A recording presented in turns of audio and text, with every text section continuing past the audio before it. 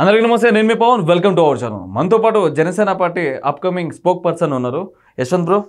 Hi bro, how are you? మస్తున్నా, మీరు ఎట్లా ఉన్నారా? Fine bro. సో మన కవిత కళ్యాణ్ గారి గురించి మాట్లాడుతూ ఉంది, మరి దాని గురించి మీరు ఏమైనా మాట్లాడతారా? కవిత అంటే కేసీఆర్ గారి కూతురు బ్రో. ఓకే, మీరు అలా చెప్పాలి నాకు. ఎందుకంటే కవిత అనే పేరు మీద ఆవిడ పెద్ద ఫేమస్ అయిపోయి అంత ఐడెంటిఫికేషన్ ఏం లేదు. నాకు యాజ్ ఏ కేసీఆర్ కూతురు కానీ తెలుసు. కేసీఆర్ కూతురు పవన్ కళ్యాణ్ గారి గురించి ఏం మాట్లాడిందో ఒకసారి మనం చూద్దాం, జనాలకు వినిపించి అప్పుడు మనం.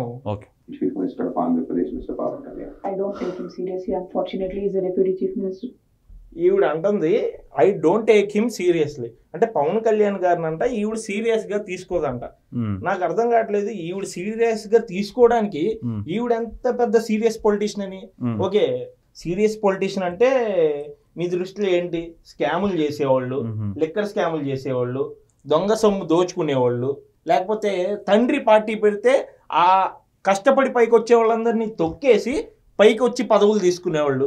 ఇలాంటివన్నీ మా కళ్యాణ్ గారికి తెలియదమ్మా, మీకు తెలిసేమో కానీ ఇలాంటివి చేయలేదు. కాబట్టి నిజంగానే ఆయన సీరియస్ పొలిటీషియన్ కాదు. ఆయన నిజాయితీ గల పొలిటీషియన్ ఆయన. ఎందుకంటే ఆయనకున్న సొమ్ము జనాలకి పెట్టాడు తప్ప ఆయన ఎక్కడా జనాల దగ్గర నుంచి తీసుకోవాలా. నీలాగా తండ్రి పేరు చెప్పుకుని పార్టీ పెట్టి పైకి రాలా. 10 ఏళ్ళు పార్టీ పెట్టి ఓటమిని ఎదుర్కొని కూడా కష్టపడి జనాల్లో నిలిచి ఇవాళ 21కి 21 కొట్టారంటే ఇంకెంత సీరియస్నెస్ కావాలి నీకు? అలాగే ఇంకేం మాట్లాడిందో కూడా మనం ఒకసారి చూద్దాం. To respond on Mr. Pawan Kalyan's statement because I don't think he's a serious politician. ఈవిడ అంటుంది అన్ఫార్చునేట్లీ ఆయన డిప్యూటీ సీఎం అయ్యాడు, అంత సీరియస్గా తీసుకోవట్లేదు అంటుంది. సరే, అన్ఫార్చునేట్లీ పక్కన పెట్టేస్తే మీ నాన్న కేసీఆర్ అనే పేరు నీ పక్కన లేకపోతే అసలు నువ్వేంటమ్మా? మీరేంటో మాకు ఒకసారి మా పవన్ కళ్యాణ్ గారి ఫ్యాన్స్కి కానీ కార్యకర్తలకు కానీ మీరు ఒకసారి సమాధానం ఇవ్వాలి. దానికి కుక్క కూడా దేకరు. మీ దాంట్లో ఇప్పుడు మీకు ఎమ్మెల్సీ మీ నాన్నగారు ఒక గిఫ్ట్గా ఇచ్చింది అది, కానీ పవన్ కళ్యాణ్ గారికి పదవి ఎవరు గిఫ్ట్ ఇచ్చింది కాదు. అది కష్టపడి 10 ఏళ్ళు శ్రమించి జనాల్లో తిరిగి జనాల కష్టాలేంటో తెలుసుకుని ఈరోజు పల్లెలకు వెళ్ళు, నువ్వు ఒకసారి గ్రామాలకు వెళ్ళు, మీ డిప్యూటీ సీఎం మీకు ఏం చేసాడని అడుగు. చెవులు మోత మోగిపోయేలాగా మీకు సమాధానాలు ఇస్తారు ఒక్కొక్కళ్ళు. ఏది ఎడ్యుకేషన్ ఉన్నోళ్ళు కాదు, ఎడ్యుకేషన్ లేని వాళ్ళు కూడా, పెద్ద వయసు వాళ్ళు కూడా మా ఇంటి కొడుకులాగా మా ఊళ్ళో రోడ్ వేసి పెట్టాడమ్మా, మాకు సాయం చేస్తున్నాడు అని చెప్పి పెన్షన్లు పెంచాడమ్మా. ఖచ్చితంగా. నిన్న మొన్న వాళ్ళ చిన్నబ్బాయికి అంత ఫైర్ యాక్సిడెంట్ అయితే కూడా నువ్వైనా నేనైనా రేపు అన్ననాడు ఫ్యామిలీలో మన ఇంట్లో ఏదైనా జరిగిందంటే ఇక్కడికిక్కడ ఇప్పుడు జరిగే పని ఆపేసి మరి నేను వెళ్ళిపోతారు. కానీ కళ్యాణ్ గారు అక్కడ నేను మాట ఇచ్చాను పెద్ద ఆవిడికి, ఆ గ్రామానికి నేను వెళ్ళాలి అని చెప్పి మార్నింగ్ నుంచి ఈవినింగ్ దాకా అక్కడే ఉండి ఆయన చూసుకుని మళ్ళీ గ్రామ డెవలప్మెంట్ కోసం కేవలం గవర్నమెంట్ నిధులు కాదు, ఆయన సొంత నిధుల్లో నుంచి ఒక 5 లక్షల రూపాయలు తీసి ఆయన ఇచ్చాడు. మీరు అనుకుంటారు మీకున్న డబ్బుకి 5 లక్షలు పెద్ద ఇష్యూవా అనుకుంటారు. నేను ఒక 10,000 సంపాదిస్తే దాంట్లో ఒక 500 తీసి ఇవ్వడానికి అమ్మో నేను చాలా కష్టపడి సంపాదించానే, ఓ 10 రూపాయలు ఇస్తే సరిపోతులే వాళ్ళకి అనుకుంటాం. కానీ కళ్యాణ్ గారు అలా కోట్లు ఎలా ఇచ్చేస్తున్నారు నాకు ఈ రోజుకి అర్థం కావట్లేదు. మరి కల్వకుంట్ల కవిత అదే కేసీఆర్ కూతురు ఎవరికైనా డొనేషన్లు ఇచ్చింది ఏమైనా ఉందా? నాకు ఎక్కడ వినిపించలేదండి. మరి నాకెక్కడే ఈవిడ గురించి నేను TV9 లో ఈ రజనీకాంత్ అనే వ్యక్తి ఇంటర్వ్యూలో కూర్చోబెట్టినప్పుడు మీరు ఖరీదైన వాచీలు కొంటారు, ఖరీదైన విల్లాలు కొంటారు, మీ దగ్గర ఖరీదైన ఫోన్లు ఉంటాయి అంటే సమాధానం లేకోకుండా పక్కపక్క నవ్వుకుంది ఈవిడ. అంటే దాని అర్థం ఏంటి? ఈవిడ లోపలికి దోచుకున్నదే తప్ప బయటికి పంపించింది. రీసెంట్ గా జైల్లో కూడా వెళ్ళొచ్చింది కదా మన లిక్కర్ స్కామ్. అంటే నాకు అర్థం కావట్లా.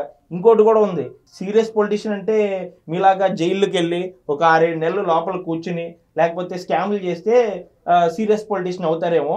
అలాంటి పాలిటిక్స్ మా కళ్యాణ్ గారు చేయలేరు, ఆయనకి రావు. కాబట్టి మీ దృష్టిలో నిజంగానే ఆయన సీరియస్ పొలిటీషియన్ కాదని మేము కూడా ఒప్పుకుంటాం.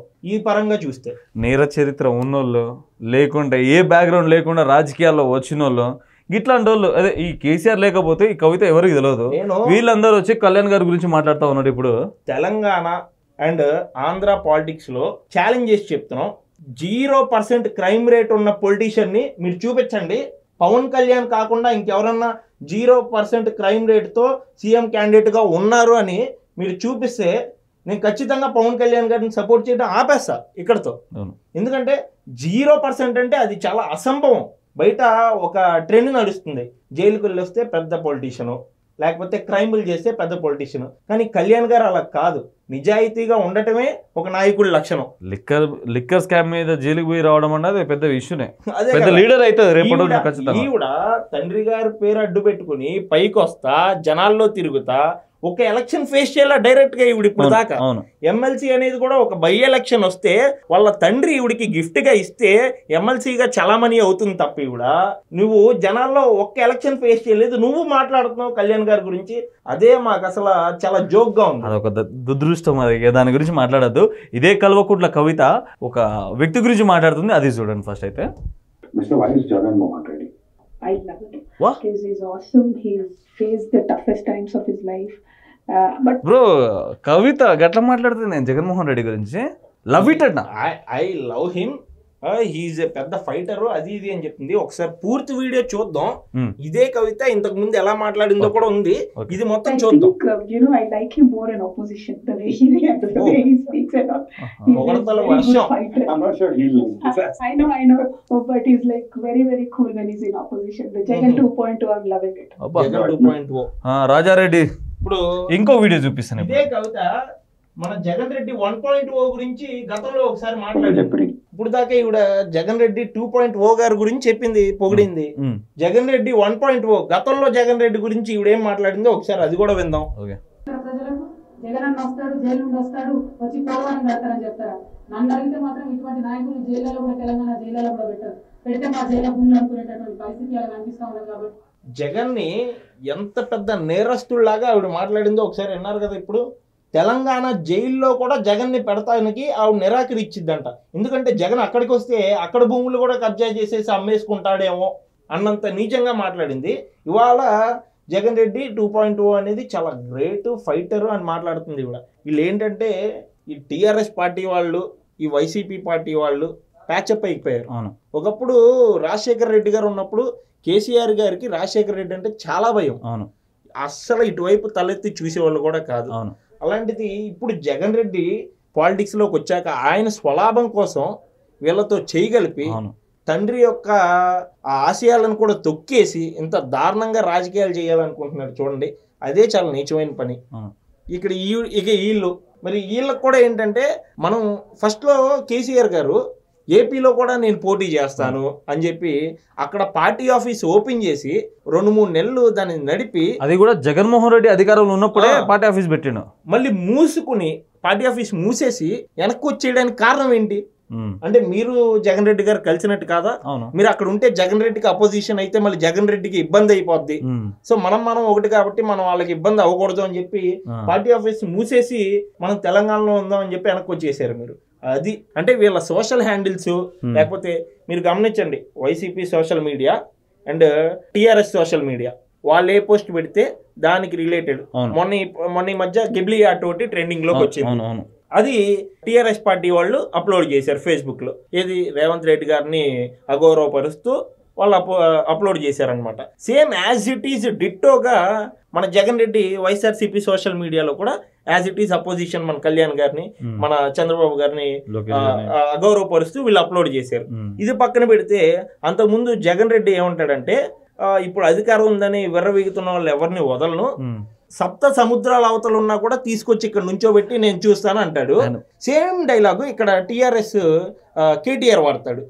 ఎక్కడ అవతలు ఉన్నా కూడా నేను తీసుకొచ్చి వాడతాను అంటే వీళ్ళిద్దరు అన్ని స్క్రిప్ట్లు కూడా ఒకటే ఫాలో అవుతారు. ఇక వీళ్ళు ఒకటే, ఇక వీళ్ళు ఏంటో ఒక ఇంట్లో పుట్టిన వాళ్ళలాగా ఇక వీళ్ళిద్దరు అలా అయిపోయింది. సరే అది కాదు, ఇప్పుడు మీ ఆంధ్రాలో కూటమి పాలన ఎలా ఉన్నాయి? కూటమి ప్రభుత్వం గురించి దానికి మనం పేరు పెట్టే అవసరం లేదు. దాని పాలన కానీ లేకపోతే వాళ్ళు చేసే నిజాయితీ గల పనులు కానీ ప్రజలందరికీ తెలుస్తున్నాయి. కేవలం పథకాలు రాలేదు అని వైసీపీ వాళ్ళు హైలైట్ చేస్తున్నారు తప్ప జనాలకు అక్కడ తెలుస్తుంది. లైక్ మొన్న ఒక పెద్ద ఆవిడ వీడియో ఉంది, ఆవిడ ఏం మాట్లాడుతుందంటే ఏమండి ఈ పథకాల గురించి ఇవన్నీ మాగెందుకండి, ముందు అప్పటి ప్రభుత్వం చెయ్యని పనులు, మాకు రోడ్లు వేయటం గానీ, మాకు ఇళ్ల పట్టాలు ఇప్పిస్తాం గానీ, ఇవన్నీ చేస్తుంది. ఫస్ట్ అవి పథకాలు ఏముందండి, సోమరబోతులు చేసి కూర్చోబెట్టే అని చెప్పి ఒక సాధారణ మహిళ, చదువురాని మహిళ చెప్పింది. ఆ వీడియో నా దగ్గర ఉంది, కానీ ఇక్కడ ప్లే చేయడానికి అవదు. కానీ తర్వాత నేను నా పర్సనల్ సోషల్ మీడియాలో అప్లోడ్ చేస్తాను. కానీ కొంతమంది ఏపీ పీపుల్స్ మాకు రోడ్లు అవసరాలా, మాకు అభివృద్ధి అవసరాలా, మాకు అసలు ఏం అవసరాలు, మాకు కావాల్సింది పథకాలు ఇట్లని చెప్పి మాట్లాడుతా ఉన్నారు. వీళ్ళకి అభివృద్ధి చేయడం అవసరంలా, నీ పోరగాళ్ళకి నీ పిల్లలకి జాబ్లో రావాల్సిన అవసరంలా, నీ పోరగాళ్ళు మంచి చదువుకోవాల్సిన అవసరంలా, నీ పోరగాళ్ళకి మంచి విద్య దొరకడం అవసరంలా, నీ పోరగాళ్ళకి మంచి హాస్పిటల్లో మంచి వైద్యం దొరకడం అవసరంలా. వీళ్ళకి కావాల్సింది ఉచిత పథకం, అంతే, దానికి మించి నేది లేదు. ఇంకొకటి నాకు ఒకటి అనిపిస్తూ ఉంటుంది బ్రో, ఇంతకుముందు ఇప్పుడు ఈ కూటమి ప్రభుత్వం ఎట్లయితే అక్కడ మంచి పరిపాలన చేస్తుందో, ఇక్కడ కాంగ్రెస్ ప్రభుత్వం, బీజేపీ, టీడీపీ, మన బీఆర్ఎస్, ఇప్పుడు కాంగ్రెస్ ప్రభుత్వం పని అయిపోయింది గిట్లని చెప్పి చాలా మంది మాట్లాడుకుంటా ఉన్నారు. నెక్స్ట్ ఖచ్చితంగా బీఆర్ఎస్ వస్తుంది గిట్లని చెప్పి అనుకుంటా ఉన్నా. కానీ ఈ కల్వకుంట్ల కవిత మాట్లాడిన మాటలకి ఇంకా బీఆర్ఎస్ పార్టీ సచ్చినా రాదు గిట్లని చెప్పి అనిపిస్తుంది. ఇప్పుడు ఎట్లయితే కూటమి ప్రభుత్వం అక్కడ ఆంధ్రాలో పరిపాలిస్తున్నదో, అదే కూటమి ప్రభుత్వాన్ని ఇక్కడ తెలంగాణలో పోటీ చేస్తే చాలా బాగుంటుంది ఇట్లా చెప్పి నేను అనుకుంటున్నాను. వీళ్ళకి అంటే చంద్రబాబు నాయుడు గారికి, పవన్ కళ్యాణ్ గారికి నేను ఇప్పుడు చెప్పబోయే ఆలోచన వచ్చిందో లేదో నాకు తెలియదు, కానీ వీళ్ళే వాళ్ళిద్దరికి కలిగేటట్టు చేస్తున్నారు. వన్స్ ఇదే కూటమి గనక టీడీపీ, జనసేన, బీజేపీ పార్టీ వాళ్ళు ముగ్గురు కలిసి తెలంగాణలో కూడా ఎలక్షన్స్లో పోటీ చేయడం జరిగితే, ఇక టీఆర్ఎస్ అనే పార్టీ అక్కడ 11కు పడింది, ఇక్కడ నాకు తెలిసి 0కి పడిపోద్ది. పడిపోవాలి ఇంకెందుకు, దేనికి పరానికి. సీరియస్గా కేటీఆర్ గారు అంటే నాకు చాలా రెస్పెక్ట్ ఉంటుండే, కానీ ఇట్లాంటి వాళ్ళు మాట్లాడిన మాటలకి ఆ రెస్పెక్ట్ కూడా పోతా ఉంది. నేను కేటీఆర్ గారికి ఇప్పటి వరకు ఎలాంటి మాటలు మాట్లాడాల, కేటీఆర్ గారికి ఇప్పటికీ సపోర్ట్ చేశాను, నేను కేటీఆర్ వల్ల లబ్ధి పొందాను. సో దానివల్ల నేను కేటీఆర్ గారికి ఎలాంటి మాటలు మాట్లాడదలుచుకోవాలి. కానీ ఈ కల్వకుంట్ల కవిత మాట్లాడిన మాటలకి ఖచ్చితంగా కేటీఆర్ గారికి మాట్లాడాల్సి వస్తుంది. మీ ఇట్లాంటి వాళ్ళని, కేటీఆర్ అన్న ఇట్లాంటి వాళ్ళని మీ ఇంట్లోకి వెళ్ళి ఎల్లగొట్టేస్తుంది, అసలు పార్టీలకు వెళ్ళి ఎల్లగొట్టండి. ఇట్లాంటి వాళ్ళ వల్ల మీ పార్టీకి చాలా బ్యాడ్ నేమ్ వస్తుంది. ప్లీజ్ ఇట్లాంటి వాళ్ళని ఎల్లగొట్టేస్తే చాలా బాగుంటుంది. ఆంధ్రాలో పరిపాలిస్తున్న కూటమి ప్రభుత్వం కూడా ఈ తెలంగాణలో పోటీ చేయాలి ఇట్లని చెప్పి మేము అనుకుంటాము. ఆ కూటమి ప్రభుత్వానికి ఖచ్చితంగా గెలిపిస్తాము. మీరు చెప్పు బ్రో. నేను టీఆర్ఎస్ పార్టీ అంటే కేసీఆర్ గారికి కానీ లేకపోతే కేటీఆర్ గారికి కానీ నేను ఇచ్చే సూచనలు ఏంటంటే, మీరు మీ పార్టీ తరపు నుంచి ఆంధ్రప్రదేశ్లో ఉన్న కూటమి సభ్యుల గురించి, కూటమి నాయకుల గురించి మాట్లాడుకోకుండా ఉండటమే చాలా కరెక్టు. ఎందుకు అంటే వన్స్ మాట్లాడితే వాళ్ళు ఇక్కడికి వచ్చి వాళ్ళ రాజకీయం స్టార్ట్ చేశారు అంటే మళ్ళీ మీ పార్టీ జనాలకు కూడా కనిపించదు. అందుకే మీరు సురక్షితంగా ఉండాలి అంటే ఇలాంటి మాటలు తగ్గించుకుంటే బెటర్ అని ఆవిడకి సూచనలు ఇస్తే బెస్ట్ అని నేను చెప్తున్నా.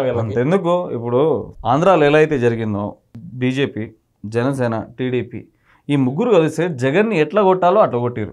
అదే ముగ్గురు తొక్కేశారు. చెప్పిండు కళ్యాణ్ గారు, తొక్కేసిండు, సపోర్ట్ చేయకుండా మూలకు పోయి బెంగళూరులో పడుకున్నాడు. అది పక్కన పెట్టేస్తే ఇప్పుడు అదే కూటమి ప్రభుత్వం, అదే బీజేపీ, అదే జనసేన, అదే టీడీపీ కార్యకర్తలు ఇప్పటికీ తెలంగాణలో ఉన్నారు. సభ్యత్వాలు ఇప్పటికీ జరుగుతూ ఉన్నాయి. వాళ్ళని కానీ గెలికి మళ్ళీ తన్నించుకున్నారా, అది గలీజ్గా ఉంటుంది. వాళ్ళు ముగ్గురు వచ్చి కలిసి ఒక ఎగ్జాంపుల్ చెప్తాను, నేను ఇంటరప్ట్ చేస్తున్నాను అనుకోండి. ఆంధ్రప్రదేశ్ ఎలక్షన్స్ అయిపోయిన తర్వాత ఎలక్షన్ రిజల్ట్ వచ్చిన రోజు నేను ఇక్కడ హైదరాబాద్ లోనే ఉన్నా సమ్ రీజన్స్ మీద. అప్పుడు కళ్యాణ్ గారు కూడా ఇక్కడే ఉన్నారు. ఆ రోజు మాదాపూర్ లో ఆయన ఇంటికి వెళ్ళాము. ఫస్ట్ గా ఫ్యాన్స్ అందరూ అక్కడ ఉన్నారు. యాజ్ ఏ పార్టీ కార్యకర్తలాగా మేము అందరం నాయకులు అక్కడ ఉన్నాము, చూస్తున్నాం, అయిపోయింది.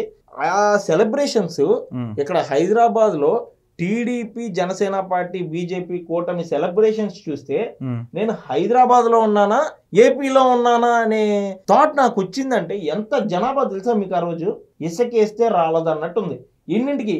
తెల్లవారుజామున 9:30-10 మొదలైన సెలబ్రేషన్స్ హోల్ తెలంగాణలో KPHP గానీ, గచ్చిబౌలి గానీ మొత్తం అన్ని ఏరియాస్ లో నైట్ 11-12 వరకు డీజే బాక్సులు పెట్టుకుని తిరుగుతానే ఉన్నారు.